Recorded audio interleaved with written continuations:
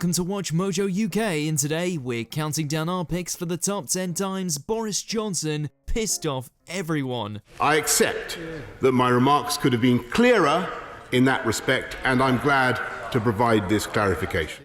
Before we begin, we publish new content every day, so be sure to subscribe to our channel and ring the bell to get notified about our latest videos. For this list, we're looking at 10 of the biggest times Boris got on the wrong side of the public, though there are a lot more than 10. Let us know in the comments what you think is the most infamous Bojo gaffe. Number 10. Water cannons. During his messy tenure as the Mayor of London, one of the biggest controversies Boris had to contend with was his purchase of 3 water cannons for over £320,000. So that's why they came back to us and said, do you want water cannon? I don't want water cannon ever used on the streets of anywhere in this country. The water cannons were intended to be used as crowd control against the people of London if civil unrest began, but Boris's fellow Tories didn't see the value in the purchase. I've heard what the Home Secretary has had to say today, and obviously I respect the care and the thoroughness with which she's taken her decision. Theresa May, serving as David Cameron's Home Secretary at the time, banned the water cannons from use after they'd been purchased, leaving Boris with egg on his face. You're going to keep these water cannon anyway, and the police are going to train with them just in case they can use them at some stage in the future. Is that what you're saying? That is the plan, yes. He was later voted out of office in favour of Sadiq Khan, who ultimately sold the cannons for scrap after no credible buyers for them emerged. Number 9. Wallpaper. Dubbed Wallpapergate by some outlets, this was the biggest controversy to arise from Boris and then fiancée Carrie Symonds' costly Downing Street renovations. Among the barrage of claims, Mr Cummings has entered the row over how Boris Johnson and his partner Carrie Symonds spent tens of thousands of pounds on lavish renovations of their Downing Street flat. Apparently, the wallpaper used to refurbish his Whitehall residence was gold and cost £840 per roll. Worse, a few weeks on and it emerged the costly wallpaper was constantly falling down and needed to be put back up by specialist decorators. Mr Cummings wrote, "I told him I thought his plans to have donors secretly pay for the renovation were unethical, foolish, possibly illegal." The total refurbishment cost a pricely £88,000, though parliamentary standards never investigated exactly where the money came from. A list later leaked that the estimated sum had been much higher, however, close to £200,000. Mr Johnson has now paid the bill himself.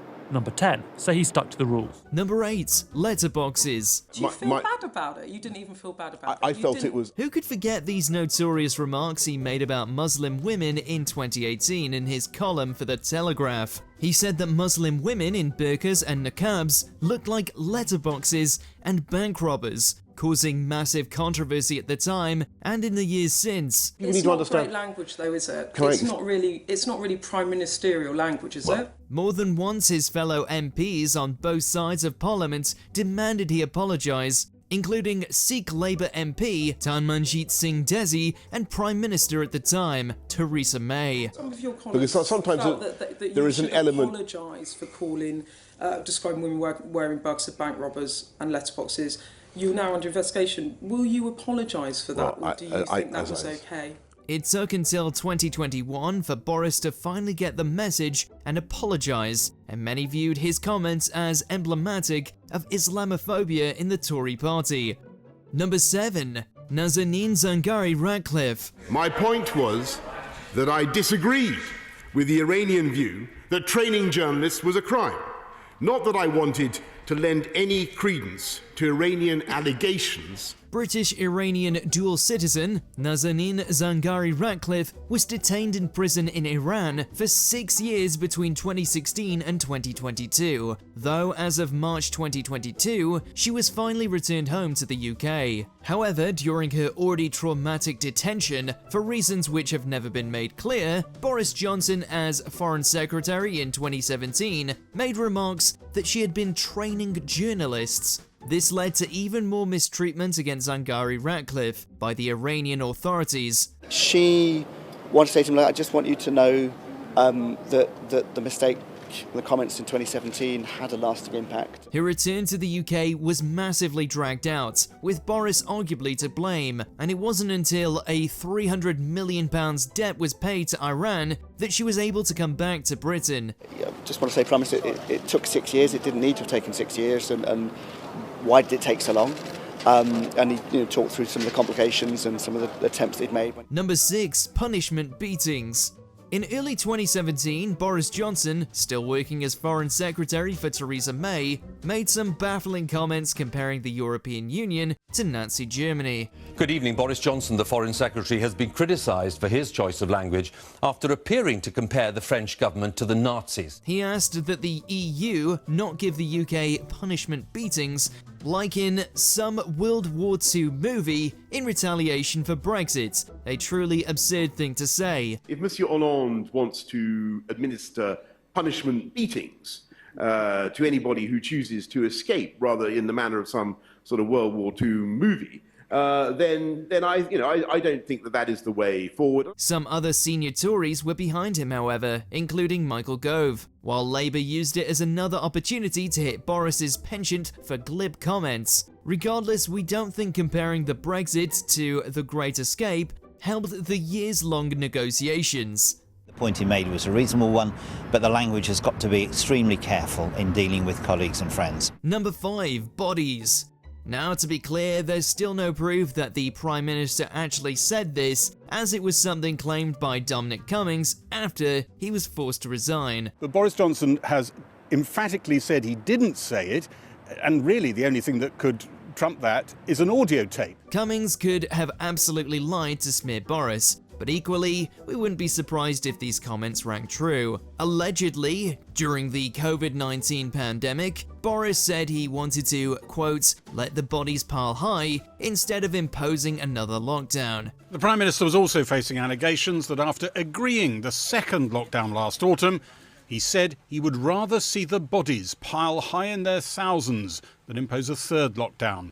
Nobody enjoyed the lockdowns, but they probably enjoyed seeing hundreds of thousands of people die even less. Whether he said it or not, it still tarred his reputation forever. The idea that he would say any such thing, I find incredible. I was in that room. I never heard language of that kind. Number 4. Remarks about the DRC.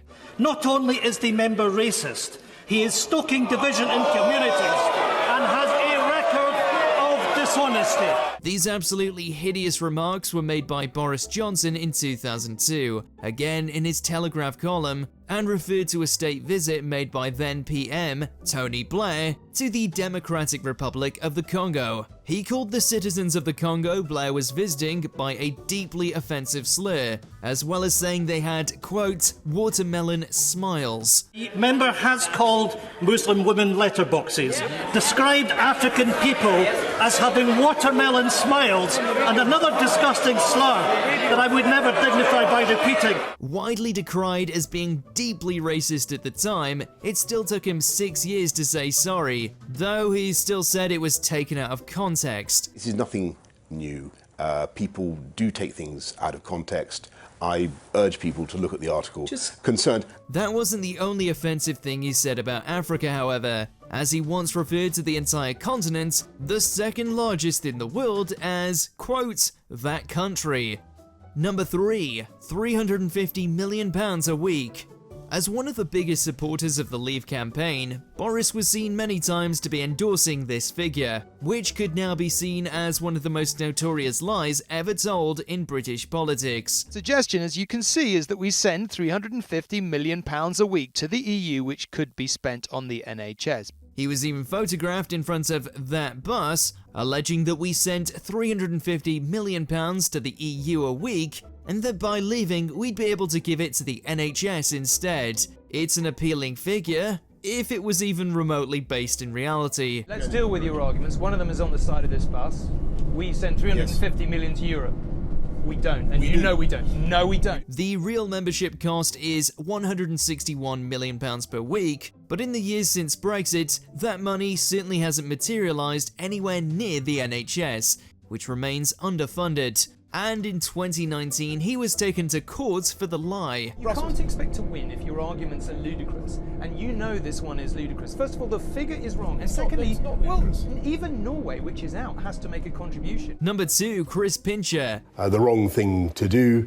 I apologise to everybody who's been badly affected by it. This was the final nail in the coffin of Boris's increasingly troubled premiership. Pincher, a Tory whip, had already been made to quit once in 2017 for allegations of misconduct. He was then appointed Deputy Chief Whip in February of 2022, but by June he had been accused of groping 2 men. Did you want to joke though, Pincher by name, Pincher by nature? Pincher resigned, and spokespeople for the PM continually asserted that Boris hadn't known about any of this when he'd been appointed to the Whip's office. A barrage of allegations against Pincher that Pincher flooded in, and it emerged that Boris did know about it all beforehand. He said he'd forgotten, but it triggered a mass resignation from ministers never before seen. Roughly 60 resigned in early July, followed by the man himself. It is clearly now the will of the Parliamentary Conservative Party